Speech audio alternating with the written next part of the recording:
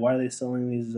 Because I didn't go everywhere in Italy, but I basically went to Rome. I went to Vatican City, and I went to Venice.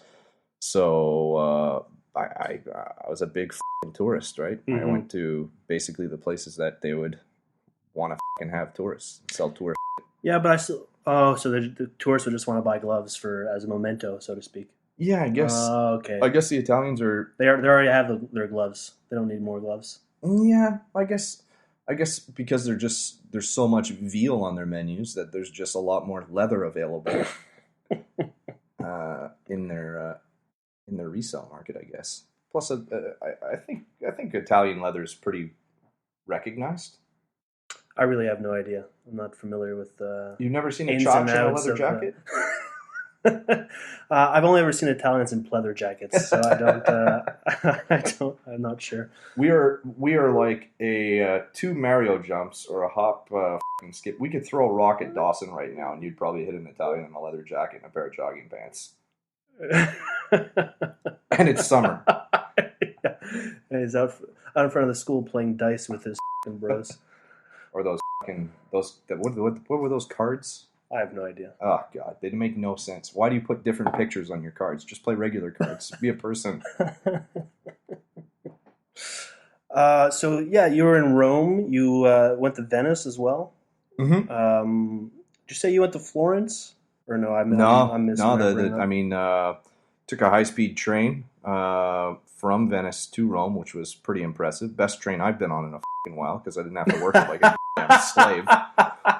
But also, the thing goes about 250 kilometers per hour. So when you're turning corners, it literally like banks corners. Like your ears almost pop in these things. So that was pretty cool, and it takes you through Florence. So I was in Florence for all of 10 minutes. Oh, okay. Let me see. So now that you're back in the new world, we went to a burger bar, Crescent. So you said you've been there before. I've been there before too. It's a nice place. Mm-hmm. I feel like it's one of the forgotten places on Crescent Street. Well, it's got it doesn't necessarily have a marquee that stands out compared to the others. It doesn't have one of those monstrosity terraces out onto the street, and it doesn't have a lineup of mongrels waiting for a $5 menu either. Yeah, let's talk about this. What's this? I forget what this place is called. It's a new place. Warehouse? Warehouse. Or Entrepot? Entrepot. I guess that's the same thing. Yeah. Well, I don't know why we're talking. There's not much to say about it. I mean, I've been once with you at least. Yep. It's a bit of a strange place. So what's the deal? It's like $5 meals, but they get you on the alcohol. Is that the thing? I would assume so, or they get you like being a sucker in the lineup. I mean, I'm one for a deal. Like but I'm not going to wait in line for one. That seems ridiculous. Wait in line for what? Maybe upwards of 40 minutes, so you could have a $5 bowl of macaroni and a pitcher of I don't know what. Beer.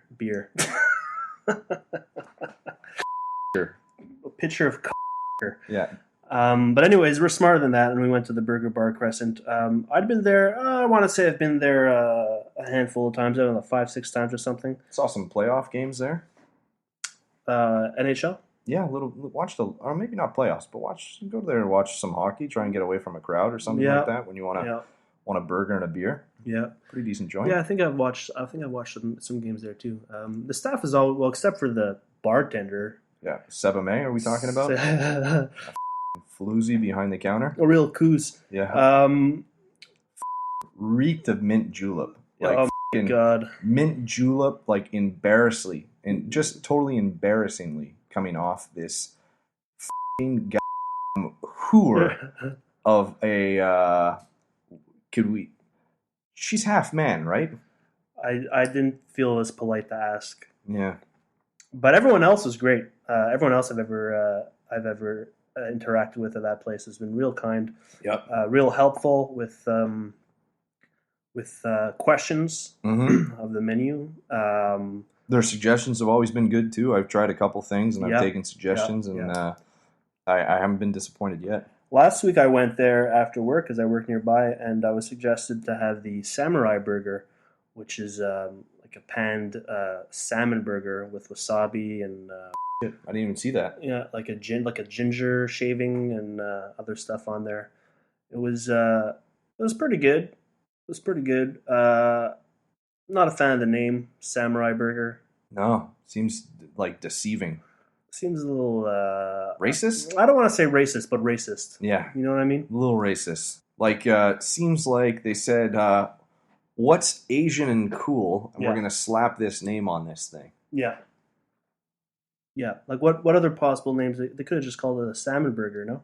Or Yeah. I think it was salmon. Yeah. Like why samurai? What makes it a samurai? Like I don't understand. Like, you could have said ninja. You could have said A Pokemon burger. Pokemon burger. Sailor Moon burger. Sailor Moon burger, yeah. You know, Dragon Ball Z burger. The Dragon Ball See, burger. now that actually, I'm actually into that name, Dragon Ball. Dragon Ball burger. Holy Yeah. You're going to get like a wish at the end of it too. Do they get wishes? I don't remember. It's been a while since I've read. You have all the f***ing Dragon Balls, you get a wish. Is that what it is when they get all the Dragon Balls? That's how they brought people back to life, isn't it? I really don't remember. I haven't read Dragon Ball in like 20 years. Yeah, me neither. I'm just 12 years. Don't embarrass not me here. 12. I think that's right. I think that sounds right. Why else would they be collecting them, I guess? Yeah. But I guess we shouldn't pick on that one burger. They all have stupid names. Yeah. Yeah. I guess that's the case of any restaurant, really. We shouldn't pick on Burger Bar Crescent. Yeah. It's some prick like Dane Cook that's sitting behind a desk stealing clever names for sandwiches. So one of the waiters introduced himself to us, right? Mm-hmm. I think he was just trying to come on to us a little bit. Yep. To bug the bust bartender. his chops, yeah. Sebastien. The whore. Coos. But yeah, no, he came on with, your name's Dane, like Dane Cook, which, you know what, he to his credit, he said, you must get that all the time. I haven't gotten that in like 15 fucking years. Yeah, because no one remembers Dane Cook, that's why. Not a single fucking person alive remembers Dane Cook.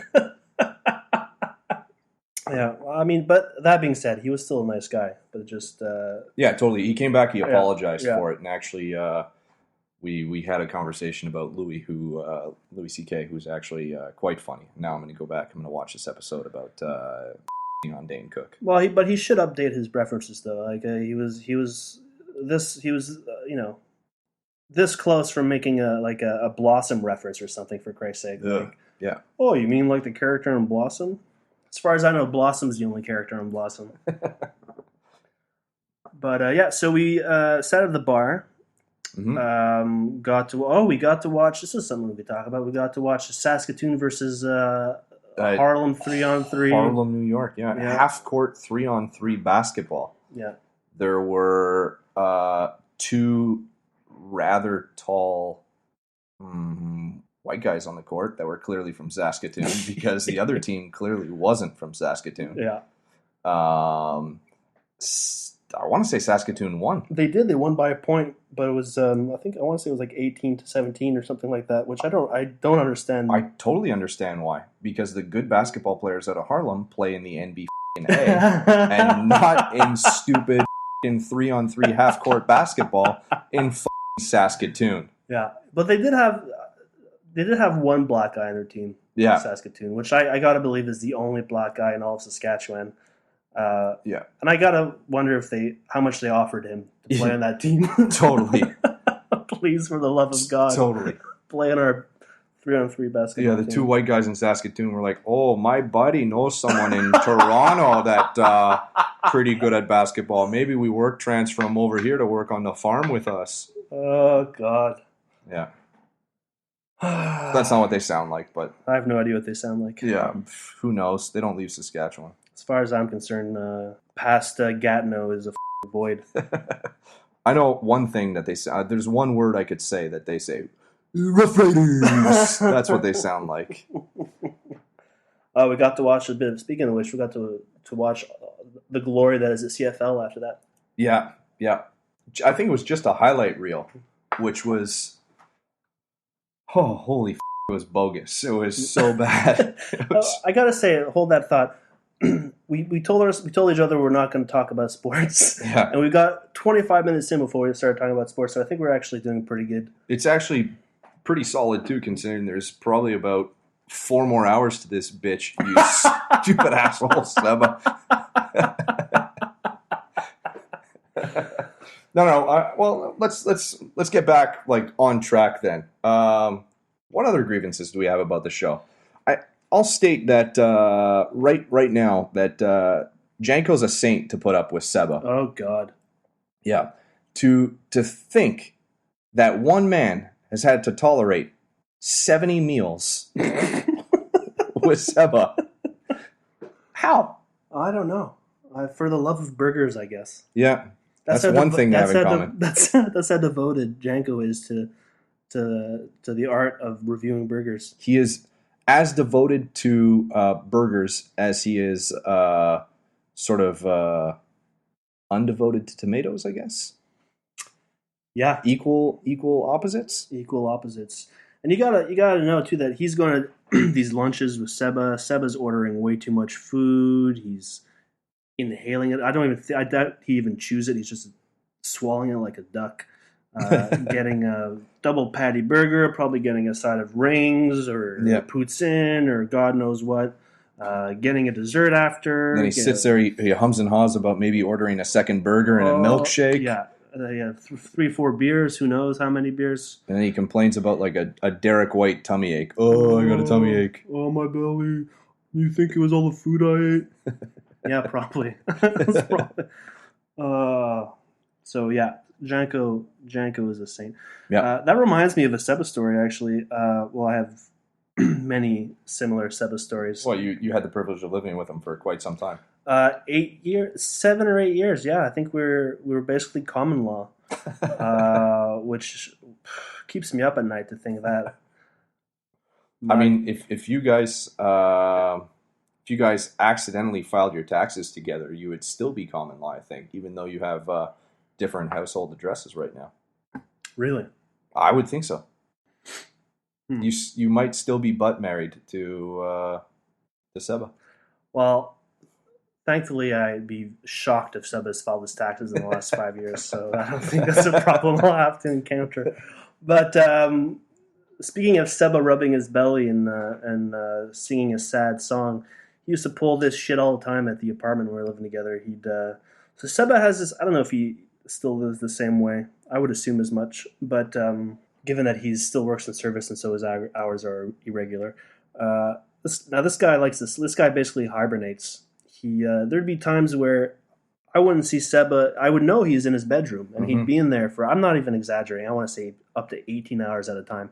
Now, whether or not he's sleeping that entire time is kind of irrelevant to me, because this guy's not taking any bathroom breaks. This guy's not coming out to eat.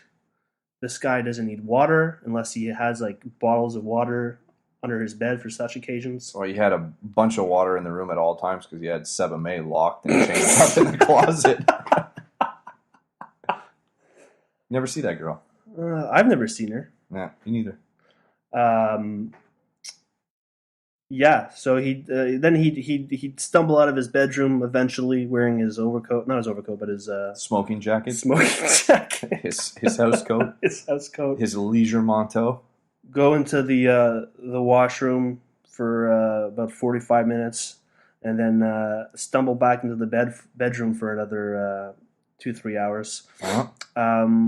And there was a period where he'd sleep this much, and then he'd only have one meal, but he'd have like a huge meal, thinking that would sustain. Like, it's using pure Seba logic, of course. Yeah. We should explain Italian logic. Italian logic. It's basically the same thing as Italian logic. Yeah. I remember this one time we used to have parties pretty frequently. Dane, you were a guest at many of these parties. Yep.